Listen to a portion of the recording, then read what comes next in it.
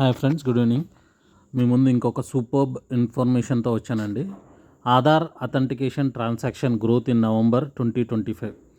అంటే మనం Aadhaar card not Aadhaar card, Aadhaar transactions చేస్తుంటాం కదా, అది నవంబర్ 2025లో ఎలా గ్రో అయింది చూడండి. మీరు ఇక్కడ ఫేస్ అథెంటికేషన్ ట్రాన్సాక్షన్స్ మీరు ఇక్కడ చూసారంటే ఈ ఆరెంజ్ కలర్ సింబర్లో ఉండేది 2024 నవంబర్లో 2025. ఫేస్ అథెంటికేషన్ వచ్చి ఇంతకుముందు 12 crores ఉంటే ఇప్పుడు 28 crores ఇంక్రీజ్ అయ్యింది.